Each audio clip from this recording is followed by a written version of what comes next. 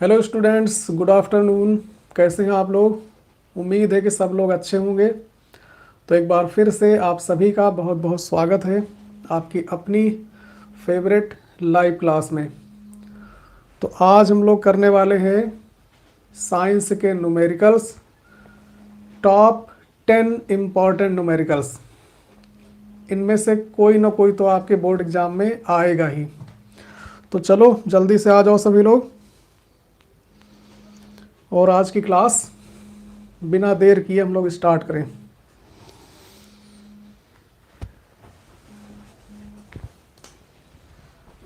चलो भाई आ जाओ जल्दी से फटाफट।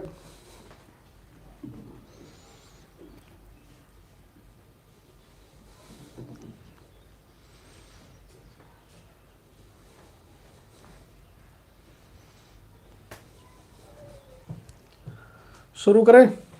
चलो आज का पहला न्यूमेरिकल,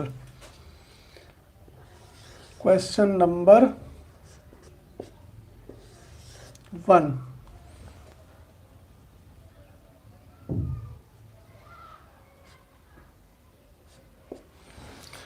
ये न्यूमेरिकल आपका है, पहचानिए। एक प्रिज्म है,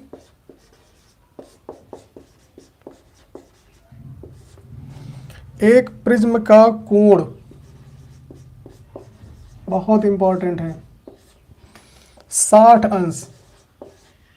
प्रिज्म का कोण 60 अंश और अल्पतम विचलन कोण, अल्पतम विचलन कोण है 38 अंश।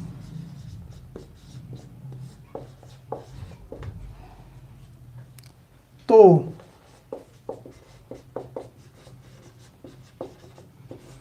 प्रिज्म के पदार्थ का अपवर्तनांक, प्रिज्म के पदार्थ का अपवर्तनांक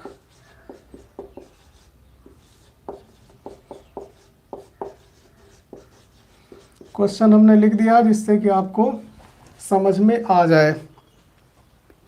और इसमें आपको दिया गया है साइन 49 अंश, साथ में दिया भी गया है, ये है 0.75। ठीक। एक प्रिज्म कोण 60 अंश है और अल्पतम विचलन कोण 38 अंश है। तो प्रिज्म के पदार्थ का अपवर्तनांक यानी कि n बराबर आपको ज्ञात करना है। कैसे करेंगे?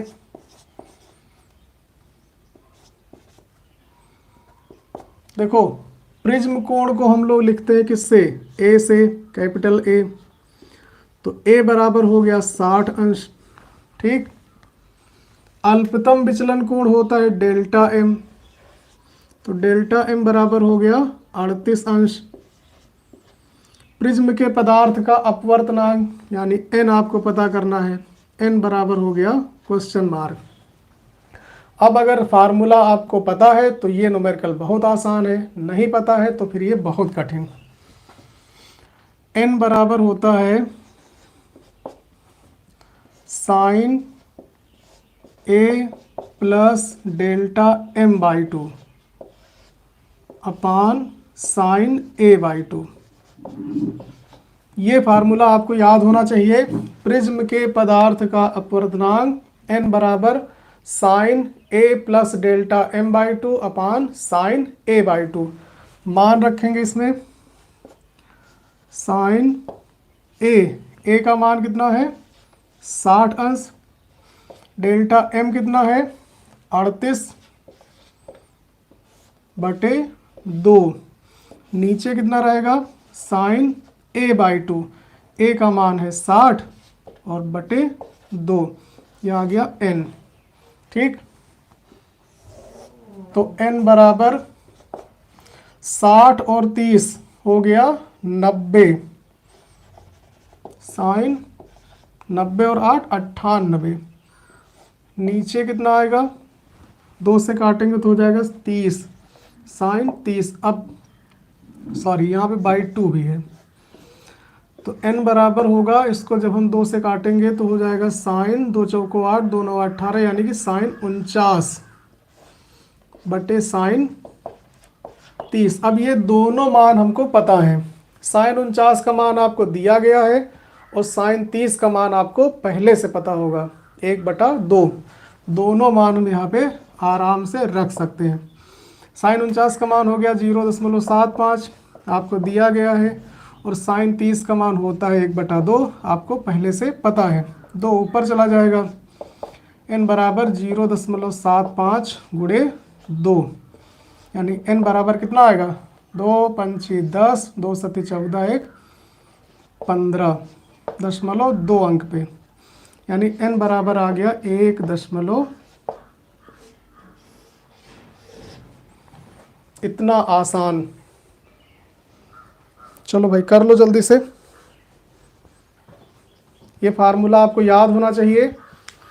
प्रिज्म के पदार्थ का अपवर्तनांक n बराबर होता है sine a plus delta m/2 upon sine a/2।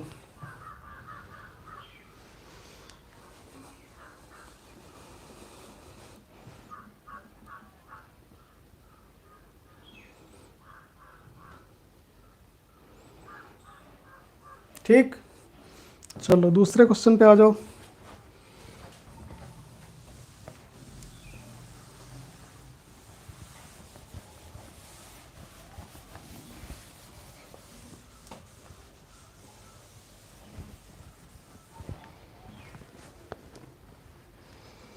Question number 2 ये है 4 मीटर 4 मीटर फोकस दूरी वाले 4 मीटर फोकस दूरी वाले अवतल लेंस की क्षमता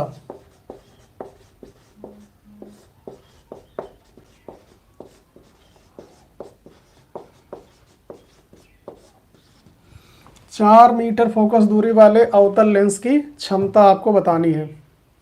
लेंस की क्षमता उसकी फोकस दूरी के व्युत्क्रम के बराबर होती है, यानी P बराबर 1/f। सीधे सीधे फार्मूला आपको लगा देना है।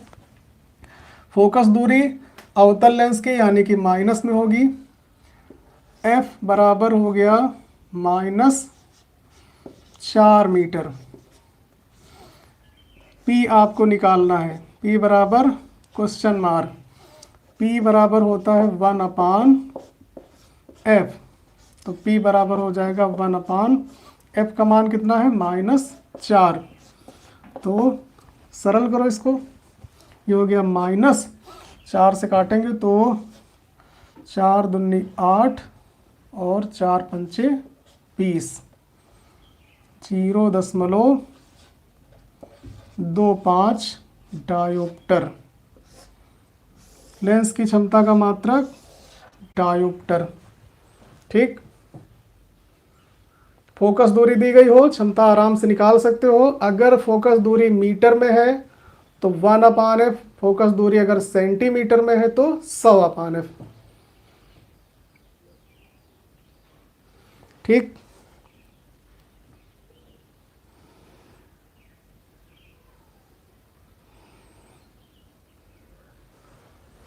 चलो अगला क्वेश्चन।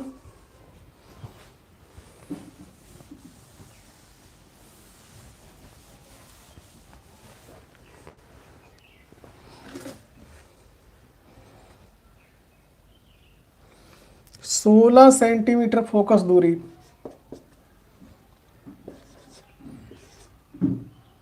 16 सेंटीमीटर फोकस दूरी के अवतल दर्पण के सम्मुख,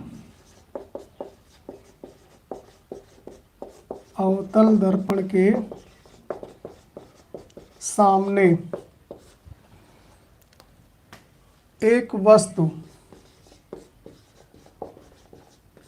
8 सेंटीमीटर दूर रखी है, 8 सेंटीमीटर दूर रखी है, तो उस वस्तु का उस वस्तु का प्रतिबिंब, उस वस्तु के प्रतिबिंब की स्थिति बतानी है।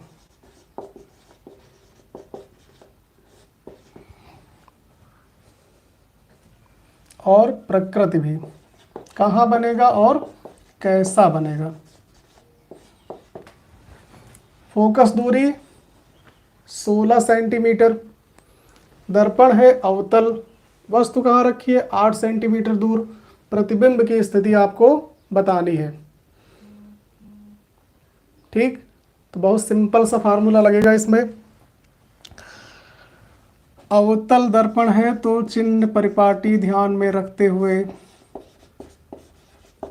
अवतल दर्पण के लिए क्या क्या दिया गया है, फोकस दूरी यानी f का मान, अवतल दर्पण की फोकस दूरी माइनस में होती है तो हो गया माइनस का 16 सेंटीमीटर। ठीक, वस्तु हमेशा माइनस में ही होती है तो u बराबर माइनस 8 सेंटीमीटर।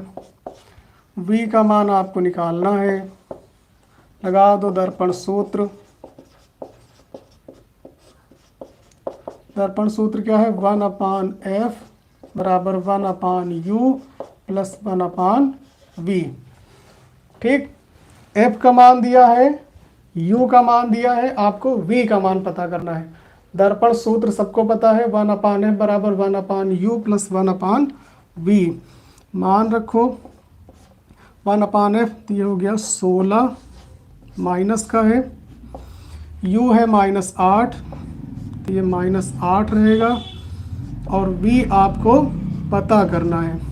ये माइनस यहाँ चला आएगा, ये वाला माइनस यहाँ पे आएगा, तो ये हो गया -1/16 बराबर -1/8 और प्लस 1/v।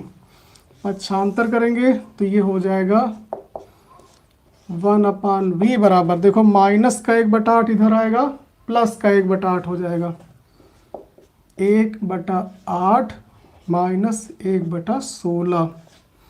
एलसीएम ले लो, इनका एलसीएम आएगा 16, 8 दूनी 16, 2 एकम 2, 16 एकम 16, 1 एकम 1।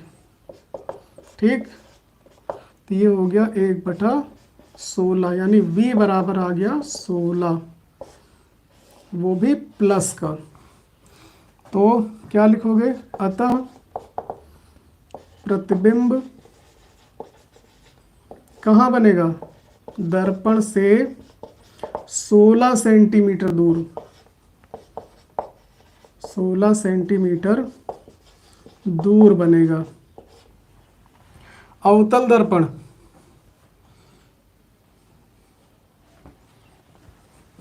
और कैसा बनेगा, v का मान प्लस में आया यानी कि आभासी बनेगा। देखो अवतल में प्रतिबिंब अगर माइनस में आया तो वास्तविक बनेगा,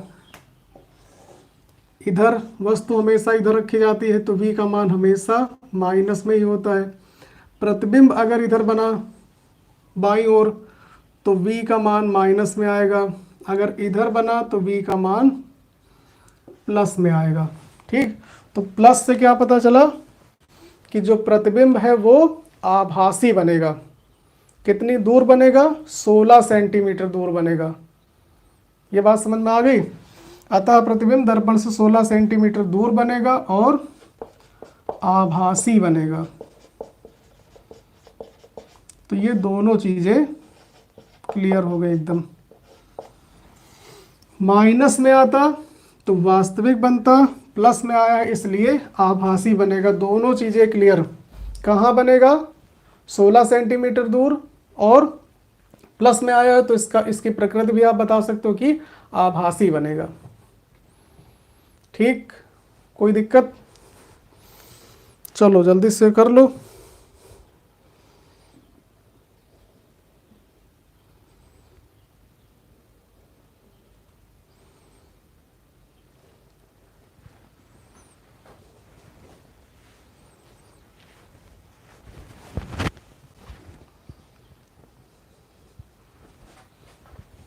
हो गया। अब एक लेंस का क्वेश्चन।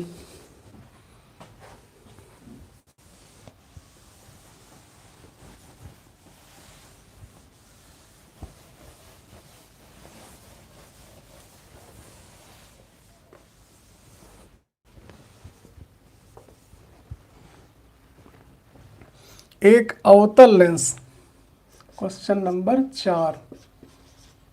एक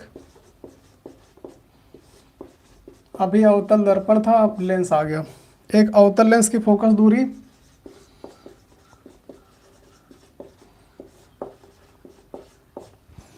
30 सेंटीमीटर। ठीक, वस्तु को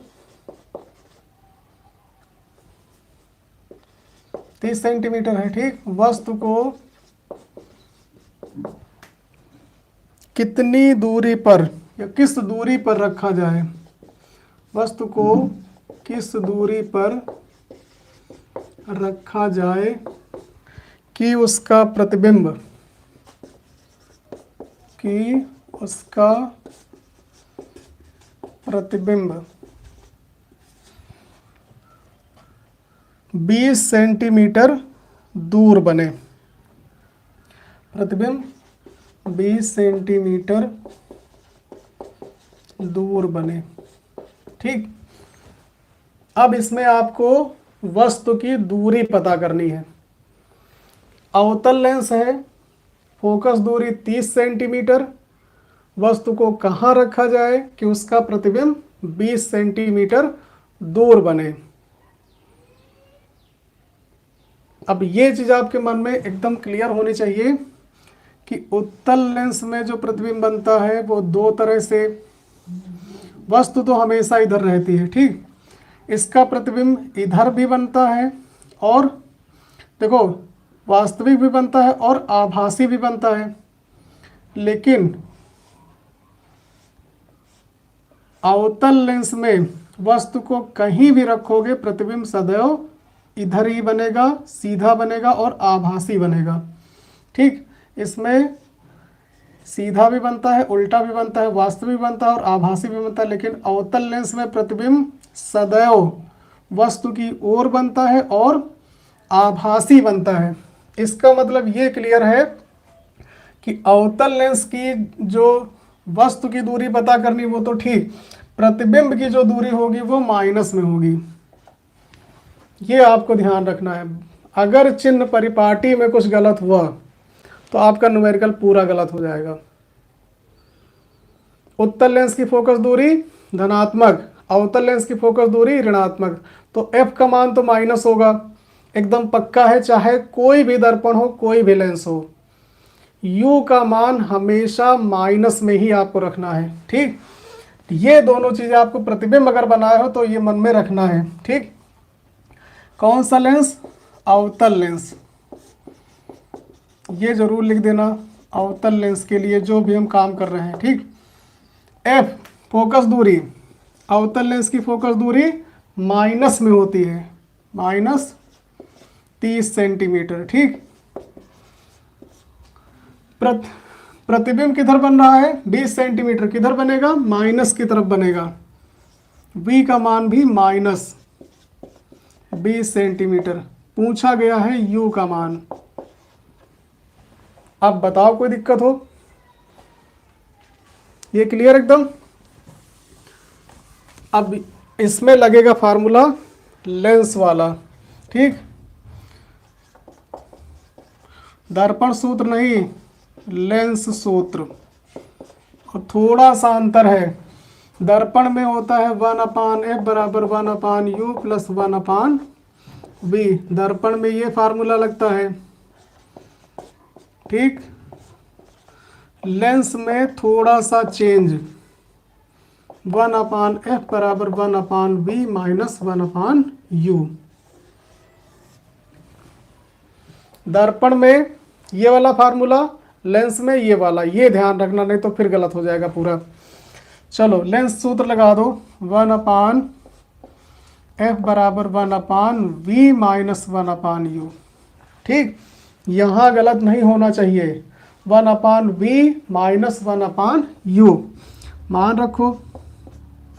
फोकस दूरी -30, v का मान -20।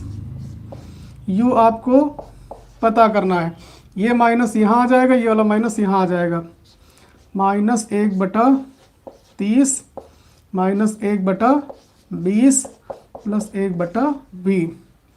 पक्षांतर करो तो 1/v बराबर, देखो माइनस का 1/20 इधर आएगा, प्लस का 1/20, समझ गए, प्लस का 1/20, और ये तो माइनस में ही रहेगा 30। अब इनका एलसीएम ले लो, ये u का मान है भाई, अभी गलत हो जाता, 1/u, एलसीएम कितना आएगा 60, 20 तिया 60, 3 एकम 3, और 30 दूना 60, 2 एकम 2। ठीक, तो ये आ गया 1/u बराबर कितना आएगा 1/60। ठीक, माइनस, सॉरी यहाँ माइनस होगा, माइनस का 1/u, तो ये माइनस का रहेगा, माइनस माइनस, यानी कि u का मान आ गया -60। ठीक, कितनी दूरी पर रखना है, 60 सेंटीमीटर दूर अगर वस्तु को रखा जाएगा तो उसका प्रतिबिंब 20 सेंटीमीटर दूर बनेगा। कोई दिक्कत, जरा से सावधानी अगर हटी तो फिर आपका न्यूमेरिकल पूरा गलत हो जाएगा। चिन्ह परिपाटी आपको ध्यान में रखना है, नहीं तो फिर गलत होना तय है। चलो भाई जल्दी से नोट कर लो।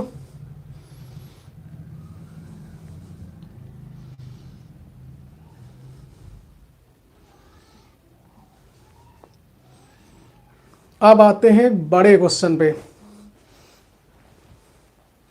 विद्युत धारा का ये क्वेश्चन आएगा जरूर, परिपथ वाला एक क्वेश्चन हर साल पूछा जाता है, ये अच्छे से समझ लो।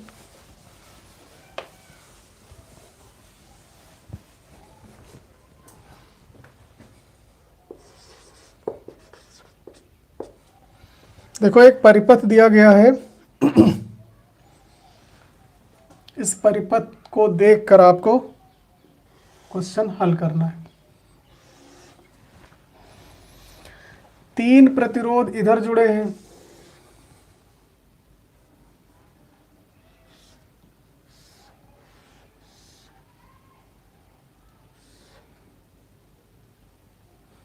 बहुत इंपॉर्टेंट है ये, हर साल इसका एक न्यूमेरिकल आता जरूर है। 3 प्रतिरोध कितने कितने ओम के हैं,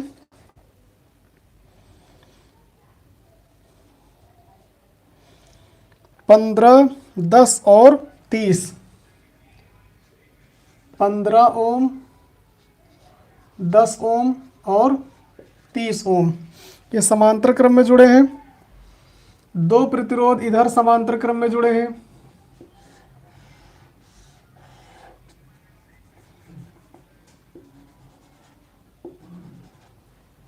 कितने कितने हैं ये,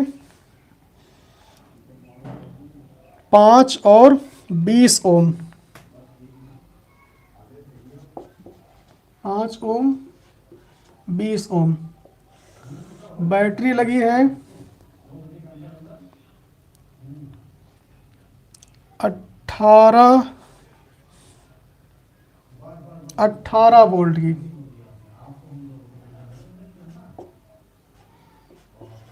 18 वोल्ट की बैटरी। ठीक, ये प्लस ये माइनस, विद्युत धारा प्लस से माइनस की ओर जाएगी।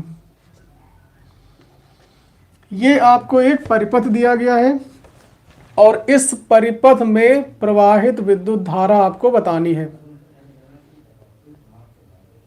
ठीक, इस परिपथ में प्रवाहित विद्युत धारा यानी I का मान आपको बताना है। एक क्वेश्चन ये आएगा जरूर। तो देखो सबसे पहले हम क्या करेंगे, पूरे परिपथ में जितने प्रतिरोध हैं उन सबका तुल्य प्रतिरोध निकालना है। कैसे? अब इसके लिए आपको दो फार्मूले याद होंगे, एक श्रेणी क्रम वाला और एक समांतर क्रम वाला। ये तीन प्रतिरोध समांतर क्रम में जुड़े हैं, इनका तुल्य प्रतिरोध समांतर क्रम वाले फार्मूले से निकाल लेंगे। ठीक, ये दो प्रतिरोध समांतर क्रम में है, इनका तुल्य प्रतिरोध समांतर क्रम वाले फार्मूले से निकाल लेंगे। फिर जो इन दोनों का टोटल आएगा वो श्रेणी क्रम में हो जाएगा, तो श्रेणी क्रम से निकाल लेंगे तो पूरे परिपथ का तुल्य प्रतिरोध आ जाएगा।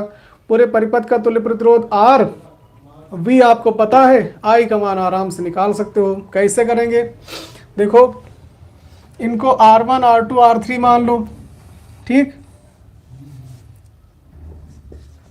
R1 बराबर है 15 ओम, R2 बराबर है 10 ओम और R3 बराबर है 30 ओम। ये हमने इनको नाम दे दिया, माना R1 बराबर 15 ओम, R2 बराबर 10 ओम और R3 बराबर 30 ओम। चूंकि R1 R2 और R3 समांतर क्रम में है।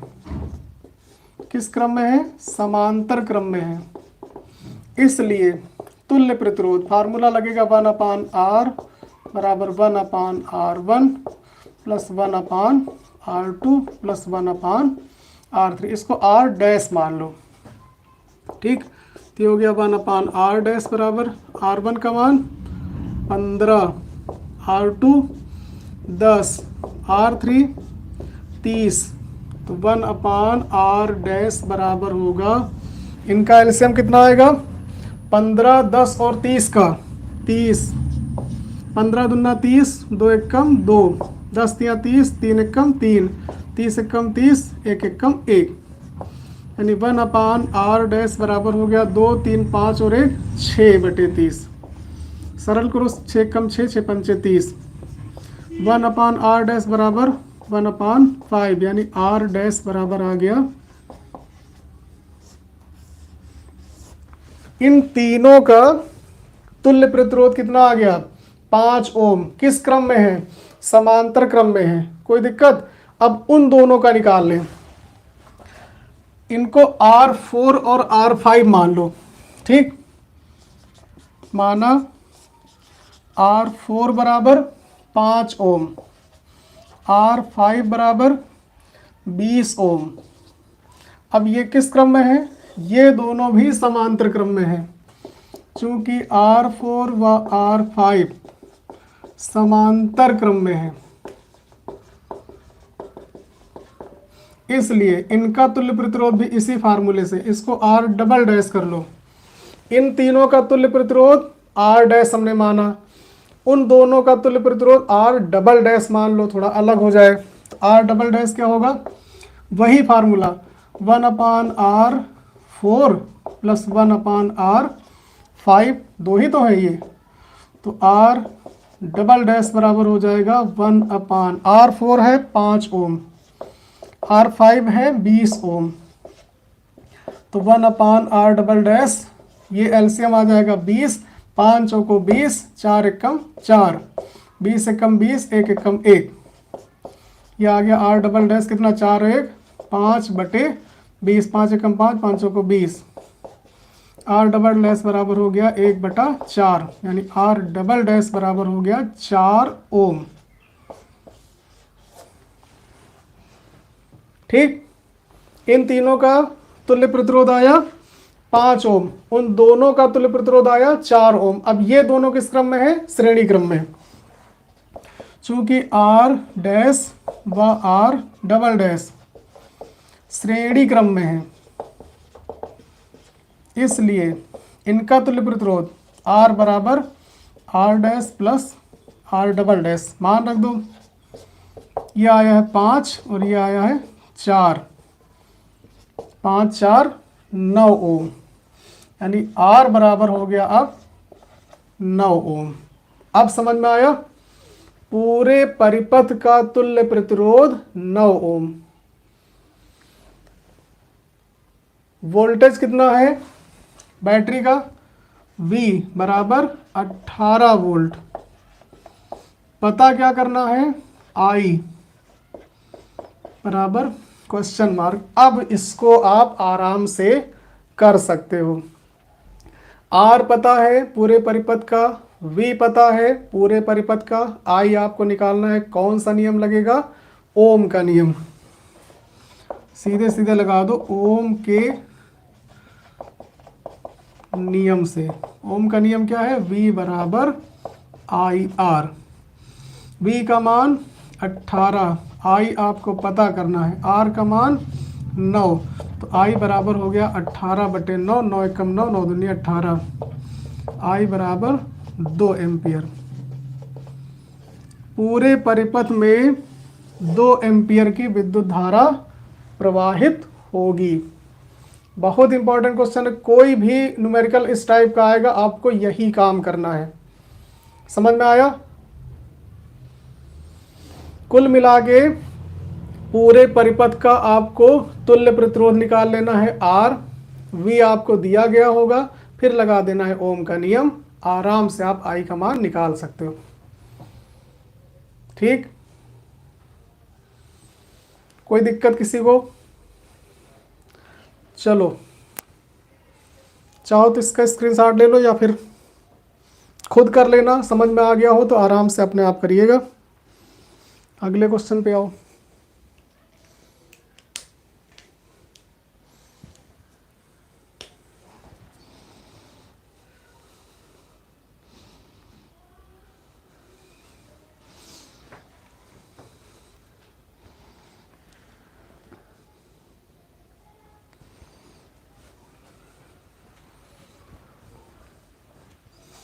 चलो अब एक दृष्टि दोष वाला क्वेश्चन। 5 हो गए। निकट दृष्टि दोष या दूर दृष्टि दोष का एक न्यूमेरिकल आता है। निकट दृष्टि दोष में अवतल लेंस, दूर दृष्टि दोष में उत्तल लेंस।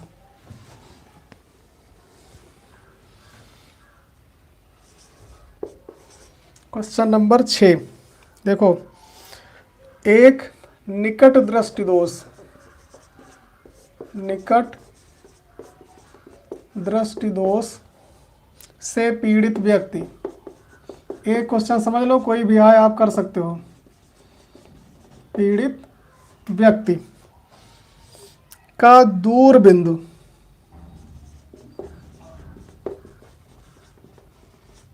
दूर बिंदु 80 सेंटीमीटर पर है। ठीक, इस दोष को दूर करने के लिए, इस दोष को दूर करने के लिए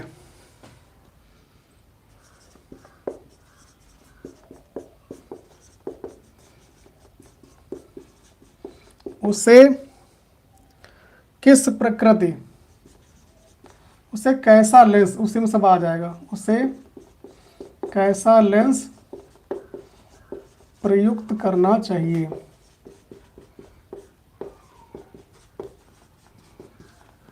ये क्वेश्चन है। किसी निकट दृष्टि दोष से पीड़ित व्यक्ति का दूरबिंदु नेत्र के सामने 80 सेंटीमीटर की दूरी पर है। इस दोष को दूर करने के लिए उसे किस प्रकृति का और किस क्षमता का लेंस प्रयोग करना चाहिए। ठीक, अब निकट दृष्टि दोष है। देखो ये क्वेश्चन कैसे समझना है आपको, इसको थोड़ा सा समझ लीजिए, चाहे निकट वाला है चाहे दूर वाला है, कोई भी आए। मान लो ये है नेत्र, ठीक, कितनी दूर प्रॉब्लम उसको है, निकट दृष्टि दोष। निकट दृष्टि दोष में क्या होता है, निकट की वस्तुएं तो स्पष्ट दिखाई देती है परंतु दूर की वस्तुएं स्पष्ट दिखाई नहीं देती। ये है निकट दृष्टि दोष। निकट दृष्टि दोष में व्यक्ति को निकट की वस्तुएं तो स्पष्ट दिखाई देती हैं परंतु दूर की वस्तुएं स्पष्ट दिखाई नहीं देती हैं। इसी प्रकार के दोष को निकट दृष्टि दोष कहते हैं। और इस दोष को दूर करने के लिए हमें क्या करना चाहिए, व्यक्ति को अवतल लेंस के चश्मे का प्रयोग करना चाहिए। अब आते हैं न्यूमेरिकल पे। दूर बिंदु किसे कहते हैं, दूर बिंदु का मतलब होता है कि जहां तक व्यक्ति दूर तक देख सके स्पष्ट रूप से, निकट बिंदु होता है 25 सेंटीमीटर पर और दूर बिंदु होता है अनंत पर, और इसका दूर बिंदु कहाँ है 80 सेंटीमीटर पर। इसका मतलब ये हुआ, मान लो यहाँ तक है 80 सेंटीमीटर, ठीक, ये 80 सेंटीमीटर, तो ये 80 सेंटीमीटर तक देख सकता है, इधर टिक। 80 सेंटीमीटर के बाद वो नहीं देख सकता है, ये प्रॉब्लम है इसको, ये बात समझो। अगर ये समझ में आ गया तो न्यूमेरिकल गलत होगा ही नहीं। दूर बिंदु कहाँ है 80 सेंटीमीटर, इसका मतलब 80 सेंटीमीटर तक उसको दिख रहा है, उसके बाद नहीं दिख रहा है, और वो देखना कहाँ चाहता है, अनंत पे। यहाँ रखी वस्तु को वो, भाई किसी भी स्वस्थ व्यक्ति का दूर बिंदु कहाँ होता है, अनंत पे होता है, निकट बिंदु 25 पे होता है, कम से कम वो 25 देख सके, ज़्यादा से ज़्यादा अनंत पे देख सके, तो उसकी दृष्टि सही मानी जाती है। इसकी प्रॉब्लम है कि वो 80 तक देख सकता है, आगे नहीं, इसको वो देखना चाहता है, तो ये हो गया u का मान, ठीक। यहाँ वो देख सकता है, तो अगर हम यहाँ रखी वस्तु का प्रतिबिंब यहाँ बना दें किसी तरह से, क्या बना दें, प्रतिबिंब, तो यहाँ पर आराम से दिखने लगेगा, ठीक। यहाँ वो देखना चाहता है, तो ये हो गया वस्तु की दूरी, यहाँ वो देख रहा है तो इसका प्रतिबिंब यहाँ बना दे, ये हो गया v का मान। ये काम करेगा कौन, कोई लेंस करेगा, यहाँ पर लेंस है, अवतल लेंस, इसकी फोकस दूरी को हमने मान लिया f। देखो क्लियर एकदम।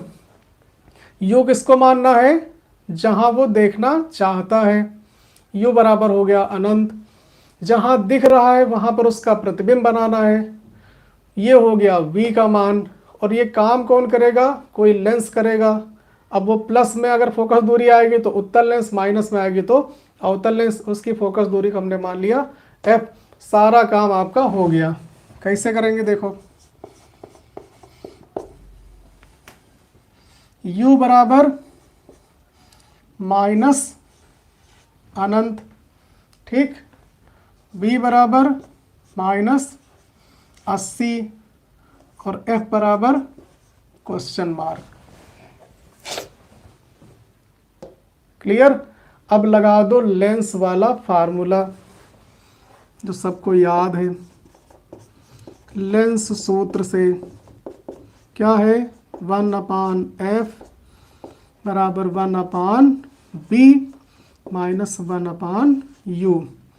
f का मान आपको निकालना है, v का मान आपको पता है -80, और ये माइनस u का मान -इनफाइनाइट, ठीक।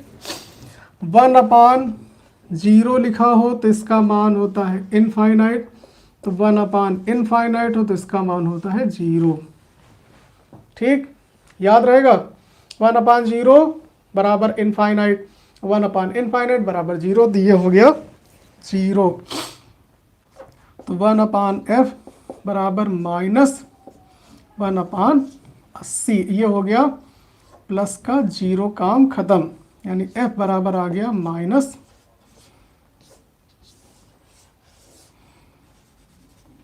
माइनस आने का मतलब लेंस कैसा है, अवतल लेंस है। अगर यही प्लस में आता तो उत्तल लेंस होता, क्योंकि उत्तल लेंस की फोकस दूरी धनात्मक, अवतल लेंस की फोकस दूरी ऋणात्मक। तो एक काम तो हो गया आपका, ठीक। अब इसकी क्षमता भी निकाल लो, f बराबर आ गया है -80 सेंटीमीटर, ठीक। तो p बराबर कौन सा फार्मूला लगेगा, 1/f या फिर 100/f। फोकस दूरी मीटर में हो तो 1/f, सेंटीमीटर में हो तो 100/f, तो लगाएंगे 100/f। p बराबर 100 यानी 100 बटे f का मान -80, 0 से 0 कैंसिल, 8 एकम 8, 2 10, 8 दूनी 16, 4 20, 8 पंचे 40। p बराबर आया -1.25। अतः व्यक्ति को कितना 80 सेंटीमीटर फोकस दूरी, माइनस ये बता रहा है कि वो अवतल है, फोकस दूरी लेकिन 80 ही लिखेंगे। अतः व्यक्ति को 80 सेंटीमीटर फोकस दूरी के अवतल लेंस, ठीक, का प्रयोग करना चाहिए। और क्षमता भी हमने निकाली, क्षमता कितनी है -1.25 डायोप्टर। समझ में आया? निकट दृष्टि दोष से पीड़ित व्यक्ति को अवतल लेंस के चश्मे का प्रयोग करना चाहिए और दूर दृष्टि दोष से पीड़ित व्यक्ति को उत्तल लेंस के चश्मे का प्रयोग करना चाहिए। सिर्फ आपको ये फिगर अपने मन में बना लेना है। देखो निकट में ये आपको फिगर याद रखना है। निकट दृष्टि दोष अगर कोई क्वेश्चन आएगा, एक नेत्र बना लो तुरंत। निकट में क्या होता है, निकट की वस्तुएं तो दिखती हैं, मान लो इधर की उसको दिख रही है, इधर वाली नहीं दिख रही है, तो वो कहीं दूर रखी वस्तु को देखना चाहेगा, ठीक। तो इस जब जिसको देखना चाहेगा उसको मान लेना u, इसका प्रतिबिंब बना देना यहाँ, तो ये हो जाएगा b, क्योंकि यहाँ उसको दिख रहा है। और लगेगा लेंस कौन सा, कोई भी लेंस अवतल ही लगेगा। इसकी फोकस दूरी को मान लेना f। दूर दृष्टि दोष में क्या होगा, दूर दृष्टि दोष में आपको न्यूमेरिकल करना है, तो फिर यही फिगर अपने मन में बना लेना। ये नेत्र, दूर में दूर की वस्तुएं दिखती हैं, दूर की दिख रही हैं, लेकिन पास की नहीं दिख रही। तो देखना वो क्या चाहेगा, पास की देखना चाहेगा, तो इसको मान लेना u और इसका प्रतिबिंब बना देना यहाँ पर, बस दिखने लगेगा। ये काम करेगा कौन, उत्तल लेंस, और इसकी फोकस दूरी को मान लेना f, ठीक। ये अगर फिगर आपके मन में बन गया तो न्यूमेरिकल गलत नहीं होगा कभी। समझ गए? चलो आगे बढ़े।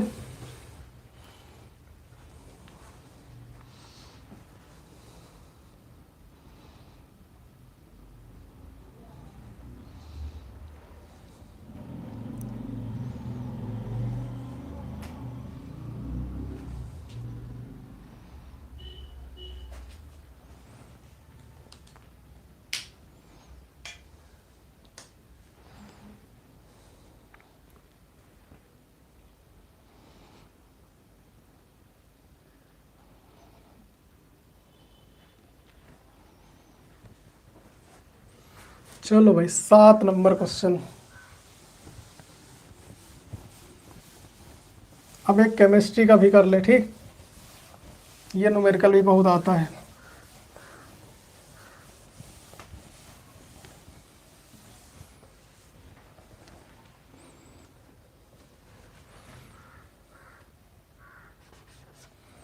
एक विलयन का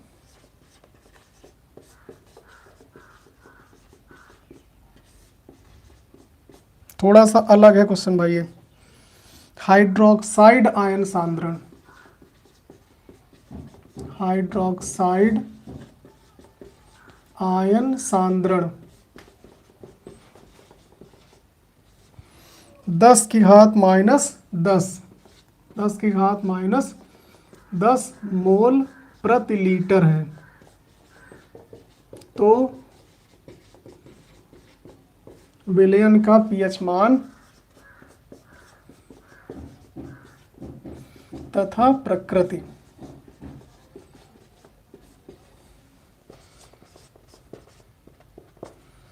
ये क्वेश्चन देखिए, कई बार ये पूछा गया है। क्या दिया है, हाइड्रोक्साइड आयन सांद्रण। देखो पीएच मान का फार्मूला होता है ये, पीएच मान बराबर minus log H plus ion, hydrogen ion सांद्रण, ठीक। अगर विलयन का हाइड्रोजन आयन सांद्रण आपको पता है तो आप पीएच मान इस फार्मूले से निकाल सकते हो। लेकिन ये क्वेश्चन थोड़ा सा अलग है। ये अगर आपको दिया गया हो तो बहुत सिंपल है, यहाँ पे मान रखेंगे, हल कर लेंगे, पीएच मान आ जाएगा। लेकिन अगर हाइड्रोक्साइड आयन सांद्रण दिया तो कैसे करेंगे, उसका फार्मूला है नहीं, इसलिए प्रॉब्लम हो सकती है।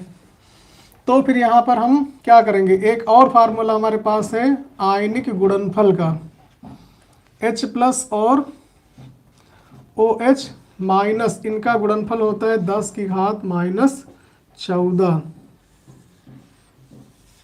ठीक, इसकी सहायता से हम OH का मान निकालेंगे, OH से H का मान निकालेंगे। OH दिया है, इसकी सहायता से H प्लस का मान निकालेंगे। H प्लस का जब आ जाएगा तो इस फार्मूले में रख देंगे। कैसे दिया है, OH माइनस आयन यानी हाइड्रोक्साइड आयन सांद्रण, और ये है 10 की घात माइनस 10 मोल प्रति लीटर। इसका मतलब होता है कि 1 लीटर विलियन में हाइड्रोक्साइड आयन है 10 की घात माइनस 10 मोल यानी ग्राम आयन। तो अब हम लगा देंगे कौन सा फार्मूला, आयनिक गुणनफल।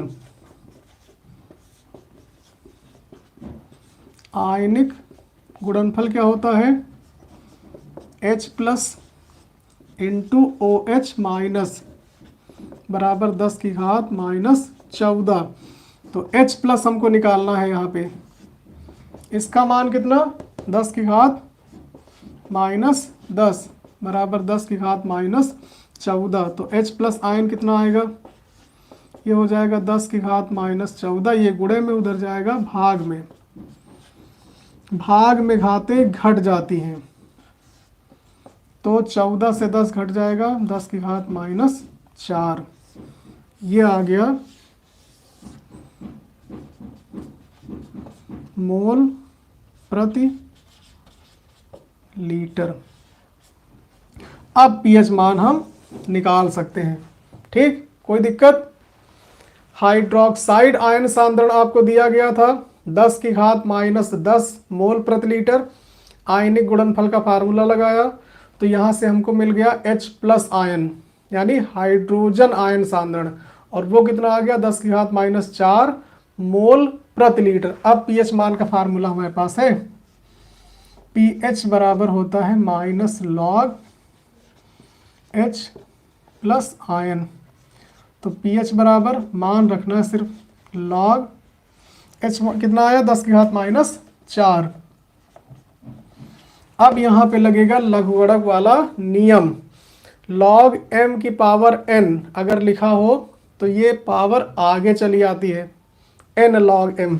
ठीक, तो ये हो जाएगा pH बराबर माइनस माइनस का गुणा प्लस लॉग 10, और लॉग 10 का मान होता है 1, क्योंकि आधार ना लिखा हो तो उसको 10 मानते हो, आधार और संख्या बराबर हो तो उसका मान 1, यानी pH बराबर हो गया 4 गुणे 1। तो pH मान आ गया, समझ में आया। और pH मान अगर 7 से कम है तो विलयन अम्लीय होता है, 7 से ज़्यादा है तो क्षारीय होता है, 7 है तो उदासीन होता है। तो ये क्या है, 7 से कम है, चूंकि pH लेस देन 7, अतः विलयन कैसा होगा, अम्लीय होगा।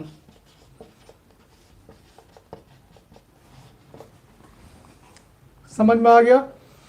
H प्लस आयन दिया हो तो सीधे सीधे आपका ये क्वेश्चन हो जाएगा, सिर्फ मान रखना है। अगर OH माइनस आयन दिया हो तो फिर आयनिक गुणनफल वाले फार्मूले में रख के पहले आपको H प्लस निकालना है, जब H प्लस आ जाए तो फिर pH वाला फार्मूला लगाना है।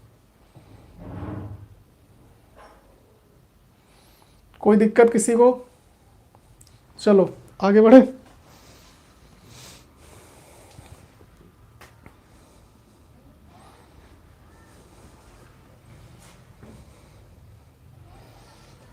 आठ नंबर। अब जो क्वेश्चन आ रहा है वो बहुत इंपॉर्टेंट है। आएगा जरूर पेपर में आपके। और ये फार्मूला देखें कितने लोगों को पता होगा।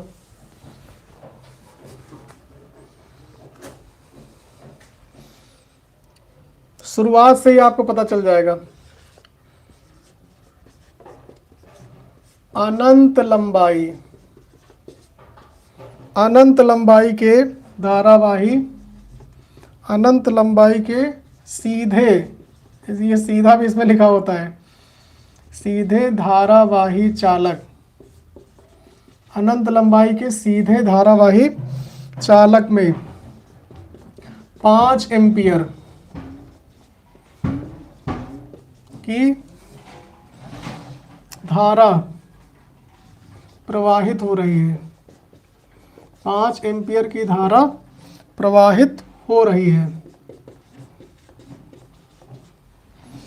चालक से 10 सेंटीमीटर दूर स्थित बिंदु पर, दूर स्थित बिंदु पर चुंबकीय क्षेत्र की तीव्रता,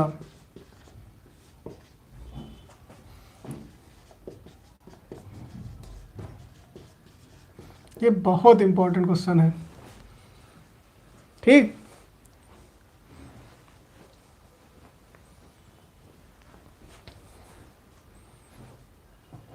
अनंत लंबाई के धारावाही चालक में 5 एम्पियर की धारा प्रवाहित हो रही है, तो उस चालक से 10 सेंटीमीटर दूर कोई बिंदु है, उस बिंदु पर उत्पन्न चुंबकीय क्षेत्र की तीव्रता।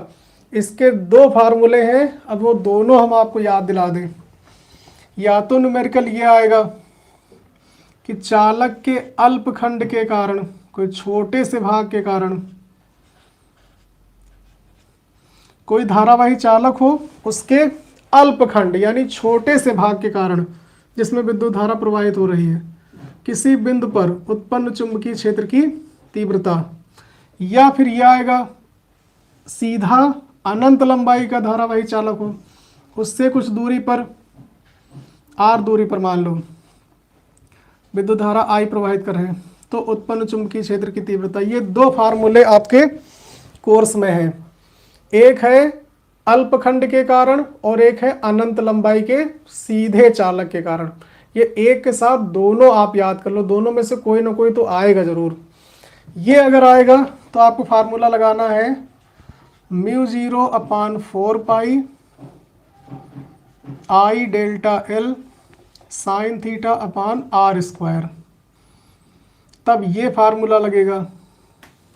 अगर अनंत लंबाई वाला आया, अगर सॉरी अल्पखंड वाला आया और अगर अनंत लंबाई वाला आया तो μ0/2 पाई I/r। तब ये फार्मूला लगाना है, एक के साथ एक फ्री। क्वेश्चन आपको ये हम बता रहे हैं, साथ में ये भी याद दिला रहे हैं कि अगर अल्पखंड वाला आया तो ये फार्मूला, अनंत लंबाई वाला आया तो ये वाला फार्मूला। क्वेश्चन कौन सा है? अनंत लंबाई का है, तो ये आपको लगाना है। कैसे करेंगे? I बराबर 5 एम्पियर, I बराबर 5 एम्पियर, और क्या दिया है? R दूरी कितनी है? दूरी है 10 सेंटीमीटर। 10 सेंटीमीटर को मीटर बदलो पहले, ये हो जाएगा 10/100 यानी कि 0.1 मीटर। बस 2 ही चीज़ें आपको दी गई हैं, तीसरा आपको B पता करना है। I बराबर 5 एम्पियर, R बराबर 10 सेंटीमीटर यानी कि 0.1 मीटर। B का मान आपको पता करना है। कौन सा फार्मूला लगेगा? ये वाला। तो B बराबर हो जाएगा μ0/2 पाई I/r। इसका मान भी आपको पता होना चाहिए। μ0/4 पाई बराबर होता है 10⁻⁻⁷। ठीक, और μ0 अपान 2 पाई, इसका मान होता है 2 गुणे 10 की घात माइनस 7। ठीक, यहां पर किसका मान रखना है, म्यू 0 अपान 2 पाई का मान, तो 2 गुणे 10 की घात माइनस 7। अगर म्यू 0 अपान 4 पाई रखना हो तो 10 की घात माइनस 7।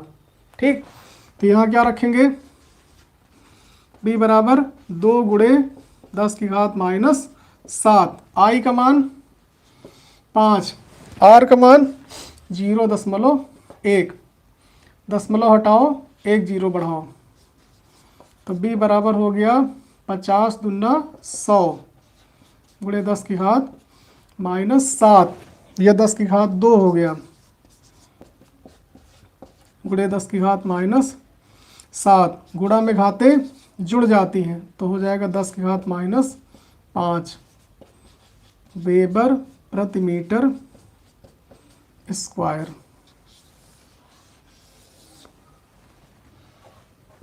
समझ में आया? बहुत इंपॉर्टेंट क्वेश्चन है, या तो ये आएगा या तो ये आएगा, दोनों में से कोई ना कोई आना तय है। चुंबकीय क्षेत्र की तीव्रता का मात्रक वेबर प्रति मीटर स्क्वायर। ठीक, अगर आप भूल जाओ तो देखो, एक तो होता है चुंबकीय फ्लक्स फाई बराबर बी इंटू ए, यहां से हम b का मान जब निकालते हैं तो आ जाता है फाई अपान ए, और यहां से हमको मिल गया मात्रक, फाई का मात्रक वेबर और ए यानी कि क्षेत्रफल मीटर स्क्वायर। तो चुंबकीय क्षेत्र की तीव्रता का एक मात्रक ये हो गया। एक फार्मूला आपने पढ़ा होगा, F बराबर बिल साइन थीटा, F बराबर बी आई एल, साइन 90 का मान 1 हो जाएगा, छोड़ो यहां से b का मान निकालो तो हो जाएगा F अपान आई एल। एक ये चुंबकीय क्षेत्र की तीव्रता का फार्मूला, इससे मात्रक, इससे ये वाला मात्रक बना, इससे बनाओ, ऊपर क्या है न्यूटन प्रति एम्पियर मीटर, एम्पियर मीटर, एक मात्रक ये बन गया। दो मात्रक तो आपको कम से कम याद होने चाहिए, किसके, चुंबकीय क्षेत्र की तीव्रता के, ये मात्रक जरूर पूछे जाएंगे। चुंबकीय क्षेत्र की तीव्रता का मात्रक इनमें से कौन है या इनमें से कौन नहीं है, तो दो आपको याद होने चाहिए। एक हो गया वेबर प्रति मीटर स्क्वायर, एक हो गया न्यूटन प्रति एम्पियर मीटर। ये वाला इस फार्मूले से आया और ये वाला इस फार्मूले से आया। समझ में आ गया? ये न्यूमेरिकल समझ में आया? अगर इसकी जगह पर ये आएगा तो वहां पर आप ये फार्मूला लगा देना। ठीक,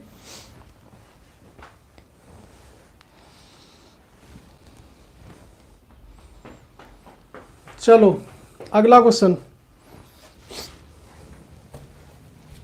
अब क्वेश्चन थोड़ा बड़ा है इसलिए बार नहीं लिखेंगे। 9 नंबर क्वेश्चन हम पढ़े दे रहे हैं और आप लोग समझिए, पूरा क्वेश्चन नहीं लिखेंगे, ठीक, क्योंकि ये बड़ा क्वेश्चन है।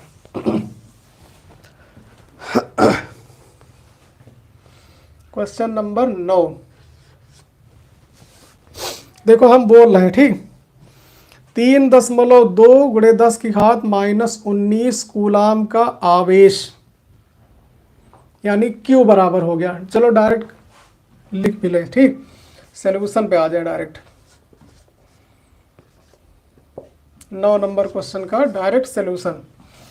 3.2 गुणे 10 की घात माइनस 19 कूलाम का आवेश यानी Q बराबर 3.2 गुणे 10 की घात माइनस 19 कूलाम। समझ में आया? 10 की घात 6 मीटर प्रति सेकंड के वेग से यानी v आ गया 10 की घात 6 मीटर प्रति सेकंड, v आ गया, के वेग से 3 वेबर प्रति मीटर यानी b आ गया चुंबकीय क्षेत्र 3 वेबर प्रति मीटर स्क्वायर वाले चुंबकीय क्षेत्र में 30 अंश के कोण पर थीटा मिल गया। प्रवेश करता है तो आवेश पर लगने वाले बल की गणना कीजिए, यानी एफ का मान आपको निकालना। ये क्वेश्चन बड़ा था इसलिए हमने नहीं लिखा। आवेशित कण कितना है? 3.2 × 10⁻⁻19 कूलाम। ये क्यू का मान हो गया। किस वेग से गति कर रहा है? 10⁶ मीटर प्रति सेकंड के वेग से गति कर रहा है। किस चुंबकीय क्षेत्र में है? 3 वेबर प्रति मीटर स्क्वायर तीव्रता वाले चुंबकीय क्षेत्र में। किस कोण पर है? 30 अंश के कोण पर है। तो एफ आपको निकालना है। याद आया कुछ? याद करिए, जब कोई आवेशित कण किसी चुंबकीय क्षेत्र में, मान लो ये चुंबकीय क्षेत्र बी है, उसके लंबवत या किसी कोण पर वी वेग से गति करता है, मान लो ये कोण है, ठीक, तो उस पर एक बल कार्य करता है। क्या कार्य करता है?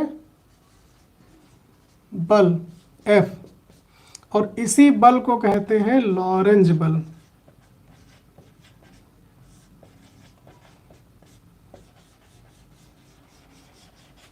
जब कोई आवेशित कण किसी चुंबकीय क्षेत्र में उसके लंबवत गति करता है तो उस पर एक बल कार्य करता है जिसे लॉरेंज बल कहते हैं, और इसका मान क्या होता है? F बराबर QV साइन थीटा। लॉरेंज बल का फार्मूला QV साइन थीटा। तो बस आपको यही फार्मूला यहां पे लगाना है। इस आवेशित कण पर कौन सा बल लगेगा? लॉरेंज बल। ये परिभाषा भी आपको याद होनी चाहिए। किसी बाह्य चुंबकीय क्षेत्र में गतिमान आवेशित कण पर लगने वाला बल लॉरेंज बल कह रहा था, इसे F से प्रदर्शित करते हैं। F बराबर होता है QV साइन थीटा। लगा दो सीधे सीधे फार्मूला। F बराबर QV साइन थीटा। सारे मान आपके पास हैं। Q का मान 3.2 × 10⁻⁻19, V का मान 10⁶, B का मान 3 और साइन थीटा का मान 30 अंश। ये हो गया। 3 से गुणा करा दो, 3 दूनी 6, 3 त्रिका 9, 9.6 और गुणा में घातें जुड़ जाती हैं, यानी 10⁻⁻13।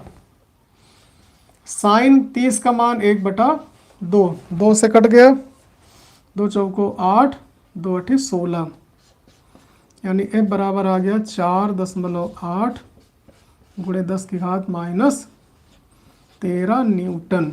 बल का मात्रक न्यूटन है ना। Simple question. ये कौन सा बल है? लॉरेंज बल है। किसी गतिमान आवेशित कण पर लगने वाला बल। कब? जब वो किसी चुंबकीय क्षेत्र में गतिमान हो यानी गति कर रहा हो। परिभाषा भी आपको याद, फार्मूला भी आपको याद, न्यूमेरिकल भी हो गया।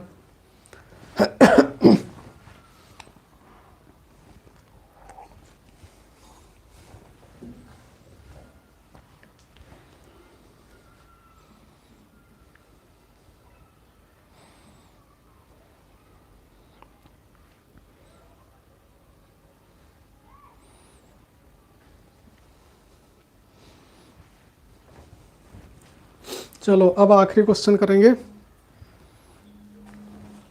10 नंबर।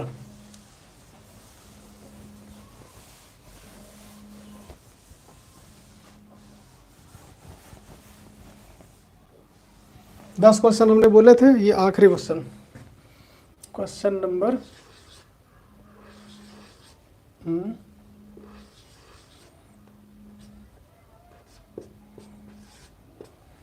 10।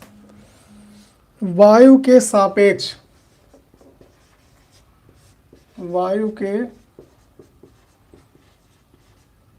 सापेक्ष जल तथा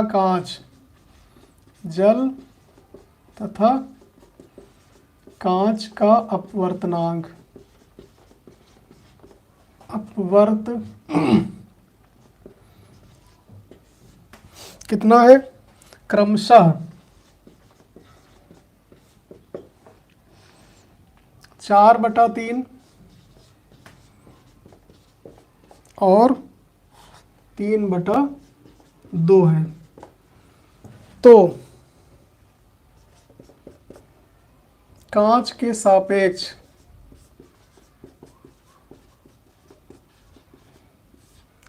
सापेक्ष जल का अपवर्तनांक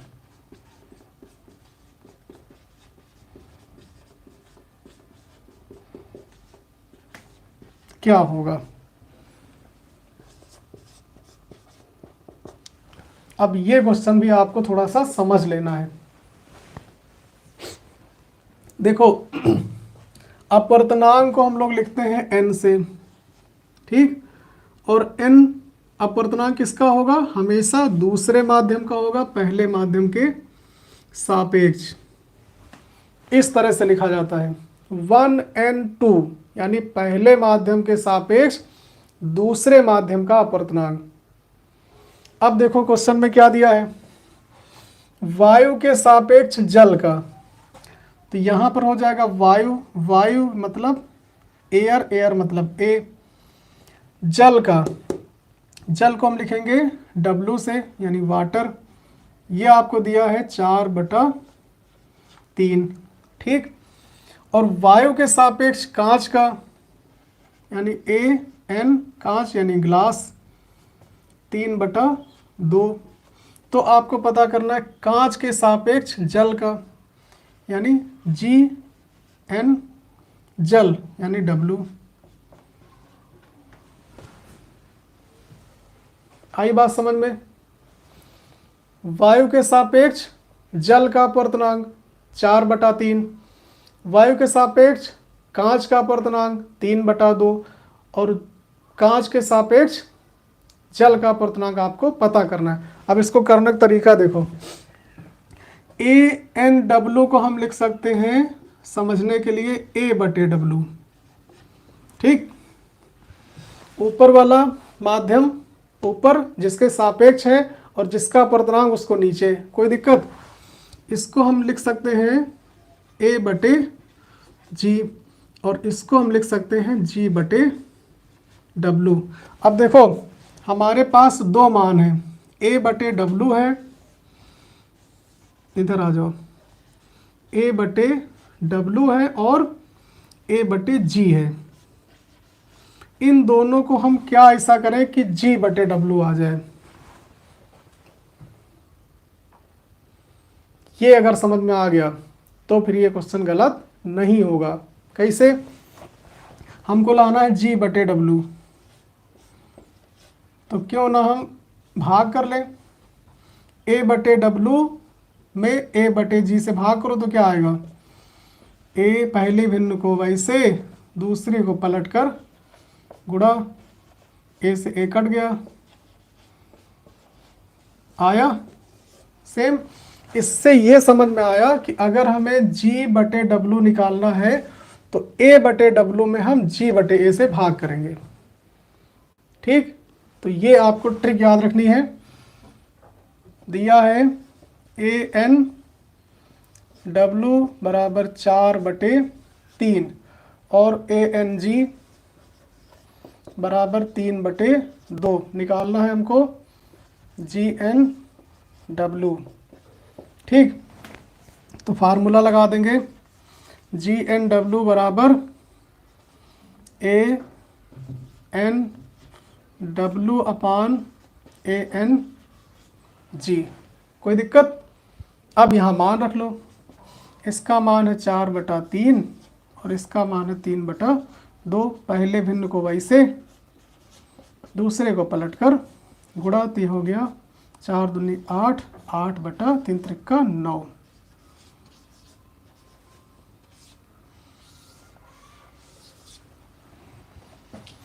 कांच के सापेक्ष जल का अपवर्तनांक आएगा 8/9। कोई दिक्कत हो तो बताओ भाई।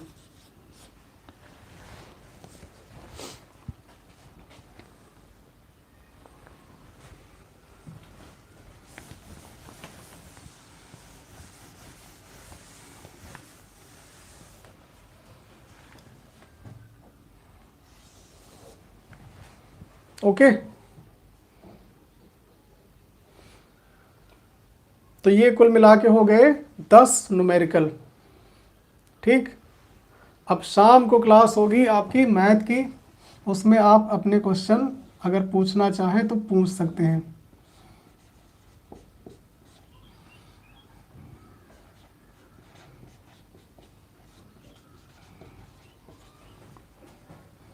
सात बजे।